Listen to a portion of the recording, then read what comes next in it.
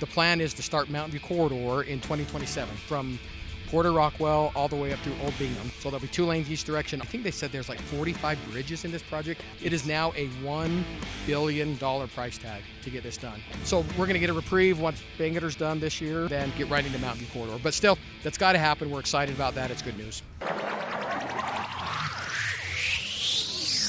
Welcome to Herrimanology, the official podcast to keep up with Herriman City. We'll take you inside the city, explore the latest news and updates, show you how your government operates, and discuss the issues that affect us all. Now, here are your hosts talking all things Herriman on Herrimanology. All right, welcome to Herrimanology. It is really hot and windy. It's Thursday, June 19th. Happy Juneteenth proper for those who celebrate. And I say for those who celebrate because we at Herriman City celebrated on Monday to follow the state code.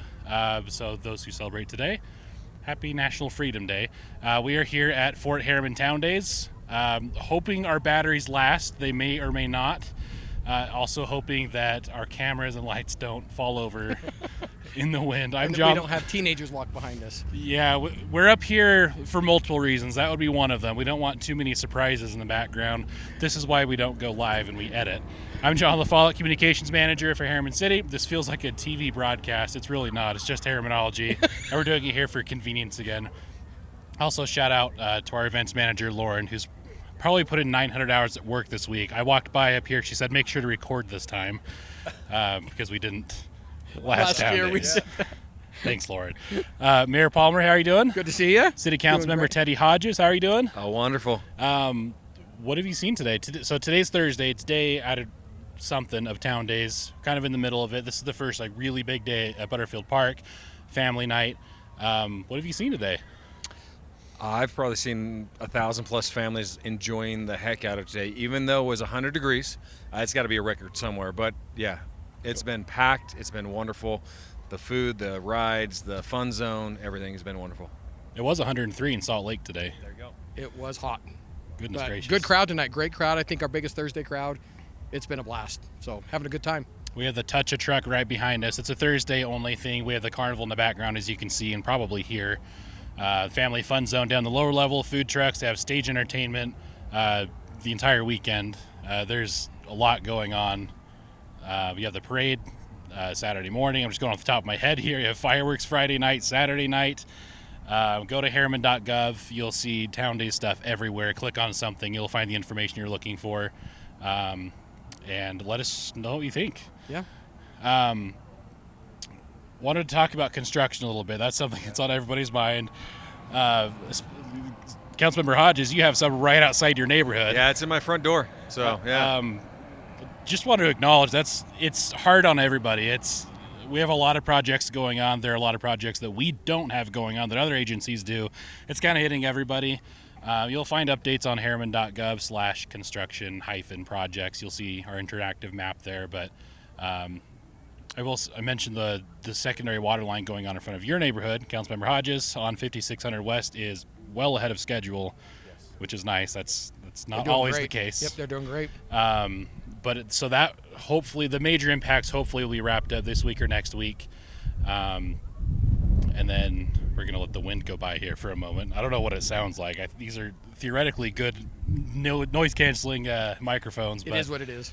But still, there are other impacts on near Main Street with the Old Town Water Project. That one's still several months out.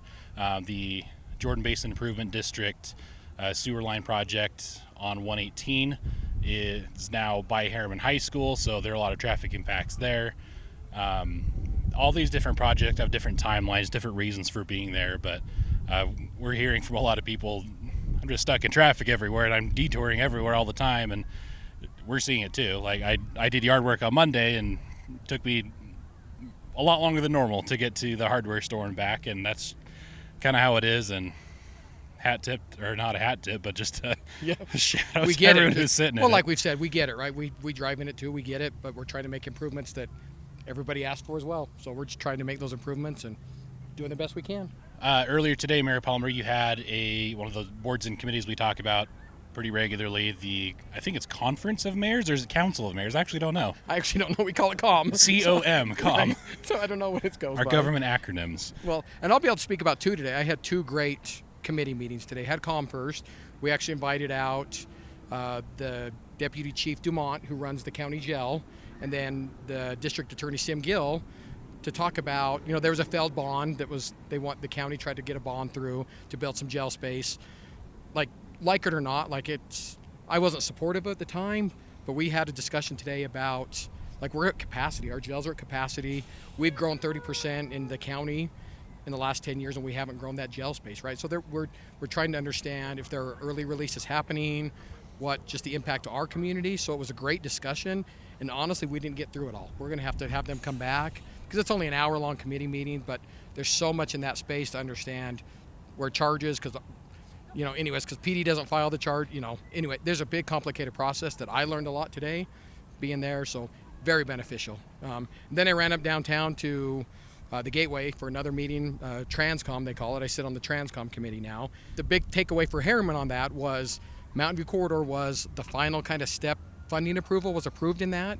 So now the plan is to start Mountain View Corridor in 2027 from Porter Rockwell all the way up through Old Bingham. So there'll be 2 lanes each direction. I think they said there's 45 bridges in this project. There's so many bridges in this project. It is now a $1 billion price tag to get this done. It just went over $1 billion. And just that section, right? Just that section, right? And then they also did approve some new bridges on overpasses on Mountain View and 90th and Mountain View and 78th. Those won't be freeways yet, but they're going to start the overpasses in this funding bucket as well. So some great infrastructure dollars being spent out here, and that was in addition to the $1 billion, right? So we're going to get a reprieve once Bangerter's done this year. We'll get a reprieve in about a year and a half maybe, and then get right into Mountain View Corridor. But still, that's got to happen. We're excited about that. It's good news. And for those who are wondering, we get questions from time to time. Mountain View Freeway is different than what you're driving on now. The roads that are there now, at least by Herriman and South Jordan and that kind of southern section of Mountain View Corridor, those are frontage roads.